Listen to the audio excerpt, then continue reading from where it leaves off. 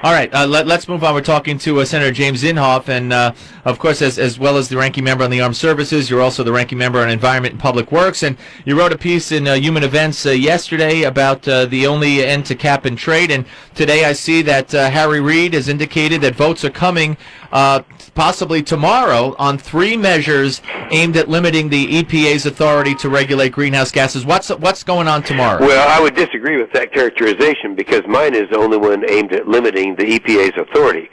What mine does, and let's go back, if you just would bear me just a minute here. You and I talked years ago, a long time ago, about my effort back when it was lonely, taking on the global warming guys. And I characterized it as the greatest hoax ever perpetrated on the American people. Back then it was lonely, but we've won ever since then for the last 8 years. And so they gave up on trying to do it legislatively, that is, pass the largest tax increase on the American people, and to accomplish nothing. Now they're trying to do it through regulations. If we had time, we could talk about the other regulations that they're trying to use to destroy business in America. But by my legislation that I introduced, and then Fred Upton and I did it together, Fred Upton in the House, would take away the jurisdiction of the EPA to regulate greenhouse gases. Take it out of their jurisdiction. Now, there are 2 cover votes that Senator Reid is going to allow to come up. I don't know in what order this will be. But I just, a few minutes ago, to talk to you, left the floor where I was speaking on this very subject, and Senator Webb from Virginia had come down, talked about how bad the overregulation is of the EPA, of the greenhouse gases, and then he turned around and he said, but what we need to do is pass the Rockefeller Amendment, which is a 2-year delay. Well, that doesn't accomplish anything. The EPA would continue to go on regulating. It would just be a 2-year delay before the regulations would become active. Then the second cover vote. Your audience is pretty sophisticated, Steve. They know what cover votes are. That when people at home want something in the worst way, they will give them something that sounds good, but it's just offered as cover so they can vote against the real good thing. Well, that's what's happening. The Baucus Amendment. It's very complicated, but it talks about the tailoring rule.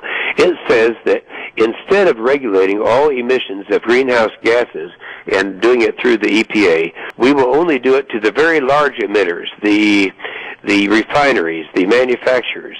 Well, the problem with that is all of that is passed on down below. Sure. And so what I did on the floor of the Senate just less than an hour ago was to read the quotes from the American Farm Bureau and others saying that we're not going to be fooled because that doesn't change it a bit by merely exempting some of the small companies and organizations, and then they'd have to still live with the increased price of energy, and the same as if they passed it with us. So what do we have? So what are the prospects tomorrow on the only one that's going to limit the EPA? Well, I wish I could answer that, but I don't feel optimistic we can get 60 votes. But what we can do, Steve, and this is important, we can force them to vote so that then everybody will know. Right now, for example, if you were to call up in Montana for one of the 2 Democrat senators up there and say that we don't want this overregulation, we know how much it's going to cost us, the American people, the response would be, well, I'm sure the senator will take those things into consideration, and certainly he'll, I think he agrees with most of what you're saying. Well, once he votes on it, then you've got him nailed. And that's what we will accomplish tomorrow if Harry does have the vote. All right. Well, we will anxiously await it, Senator. As always, we thank you, and thanks for coming on. Good luck tomorrow. You bet. Thank you, Take Steve. care. Senator James Inhofe, ladies and gentlemen.